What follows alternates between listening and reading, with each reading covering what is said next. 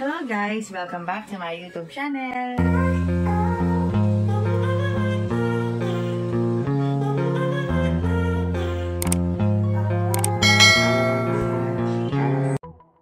Hindi nagpatinag ang Creamline over Petrogas. Still undefeated pa rin. Umabot ng 5th set ang laro bago nila natalo ang Petrogas. Sa score na 25-22, 23-25, 25-27, 25-19 at 15-13. Ang Petrogas ay isa sa mga malalakas na team, pero ang Creamline hindi nagpatinag. Jonas Sapete nagkaroon ng mild injury, pero hindi naging hadlang. Tinapos pa rin nila ang laro. Tots Carlos sinalba ang CCS. Laking tuwa ni Alyssa Valdez sa kaibigan. Sa kaligitnaan pa ng laro, nagkaroon pa ng iringan ang Petrogas at Creamline. Nagkaroon pa ito ng Black Touch Challenge. Kaya dito na pumasok si Coach Erwin at Alyssa Valdez. At naging successful naman para sa Angels. Sa pagkakataong ito, gumawa ng shuffle si Coach Erwin.